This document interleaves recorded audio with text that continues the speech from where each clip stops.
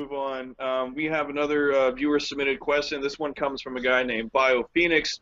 He wants to know what some of our favorite video game intros are. I'm just gonna. Man. I mean, just for time, I guess if we could all just choose one that sticks out in our minds, that would be for the best. Just one? Damn it. Yeah, Can just it be one. three? No, let's do one because Damn it. we're gonna go on a tangent. One that Yes. sticks out in my mind every time I think about video game intros, like that really kind of left an impression on me. I think of the original Blood Omen Legacy of Kain. Oh, that's awesome. Oh, That was Freaking awesome.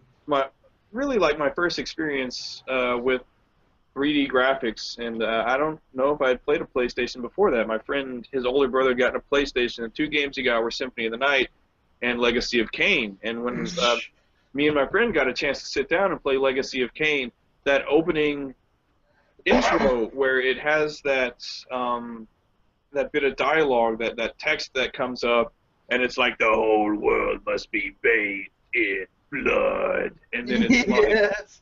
fucking people being impaled on giant fucking pikes, and the Ariel gets murdered, and then just all kinds of cool shit, and then Kain is like in hell, like, you know, and he gets turned into a vampire, and it's just like the dialogue, it was all like really, really heavy, dark, gothic shit, and I was like 10 years old, and I was like, wow, this is fucking amazing. I was like, it was like, it was the kind of professional level of like voice acting, because they had Tony Jay and Simon Templeton, who are two fucking epic voice actors, and that kind of mature content, something that was totally alien to me. So that game, after that, I just want to play that game all day, every day, because I thought it was so fucking awesome. So yeah, for me, definitely as far as intros that left a lasting impression on me, Legacy of Kain, I can still go back and just sit and watch all the CG cutscenes from that game to this day because it was so fucking awesome. So yeah, Blood Omen, Legacy of Kain, fucking epic for me. Andrew, you got something that really sticks out in your mind?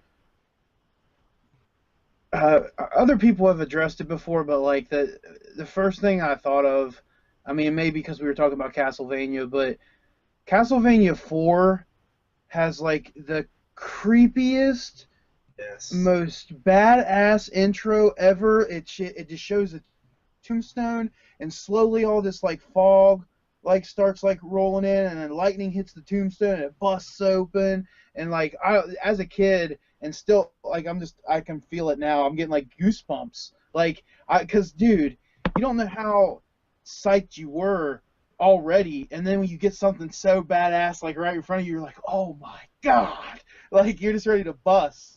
Yeah, so definitely Castlevania 4's got an awesome intro. Awesome. Very, very awesome. Yeah, the crawling text as the music kind of eerily comes in. Yeah. The shift from day to night, you know. Isn't there like a little like bat or something, like Yes. some little like orb or something that comes? Yeah. Oh man. Like lightning strikes the tombstone, and his I guess Dracula's spirit comes out in the form of a bat. It reminded me with the light. It really made me think of Friday the 13th Part 6, where lightning strikes Jason's grave, and he comes out. That's of the the grave one where he after that. comes back as a zombie and forever becomes like crazy, even more so. Yeah, But, so that. It kind of made me think of that. I was like, oh, lightning strikes the grave and he comes back from the dead. I was like, that's classic horror movie shit right there. Loved it. Yes. All right, Karkamo, you got something sticking out in your mind there, buddy? Yeah, well, I was really thinking, because it's really hard for me to pick one, especially my favorite intros are in the PlayStation era, the PlayStation 1. And I'm going to have to say Soul Edge.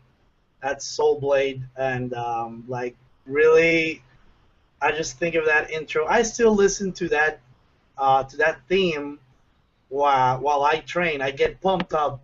And, like, the intro starts with the ship in the seas. That's like Cervantes' ship.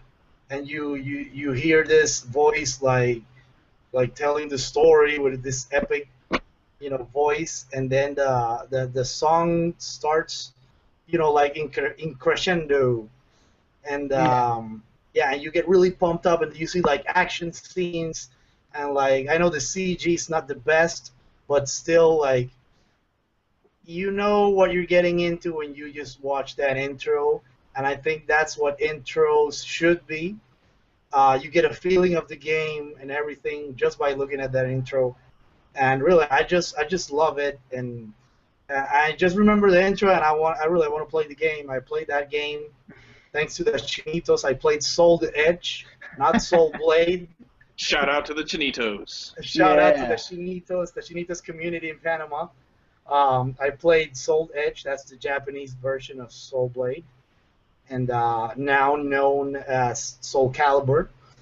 And it was uncensored. And the intro, Sofitia or Sofitia, I don't know how do you pronounce it in English. There's this statue of a god that comes up from this lagoon, and she's skinny dipping in the lagoon, and she goes like and she covers herself up. So that's a minor thing, but Rad. still Rad. Still rad. It's rad. yeah, it's still rad. Still dig that. And you sensitive gringos, Americanos, you have to censor everything because you in the Japanese version you still can't. You know she's naked, but you can't see her. You can't actually see her nipples and stuff like that. So and, Really angular polygonal nipples. You can't. yeah. Yeah. So in the American version, she's like wearing this like sexy kind of transparent outfit, and but still it's just one of my random comments. But still love that intro, and like I've been meaning to do like a lot of things, but in the future I might do like a top. I don't know. I might do like a top 20 like favorite intros because I like a lot of them, and especially most of them are the PlayStation 1 era. Yeah, because that was kind of the advent of having shit like that in games. These, intros where you could have the CD quality music and the voice acting. The and 16-bit era like touched on it, but it started to come full circle with And all the 3D stuff. it was so fucking impressive, regardless of how primitive the 3D modeling was. It was still crazy fucking impressive as a kid. I could watch the intros for shit like fucking Tekken and Yeah, the and like Tekken Soul intros Blade. were awesome. Yeah, so even they're really, really primitive, but at the time I was like, holy shit, it's like 3D. So it was fucking amazing. So I think a lot of kids these days won't really feel that impact because it doesn't seem like from one generation to the next there's that drastic leap in the way games are presented as there was And in the jump from you know 16 what I to did? 32. What I did and what I do when I still play those games, I never skip the intro, man. Like Yeah, if I in those days I never skipped the intro when I was a kid. I was a teenager actually. And nowadays, if I pick up, let's say like Tekken 2 and play it again, I never skip the intro. Or if I play like King of Fighters 96, I don't skip the intro, man. Yeah, same here. Just it's kind of brings you back to a time when it was really impressive to you when you were a kid, but Yeah. almost out of principle, you just can't skip those fucking intros, man.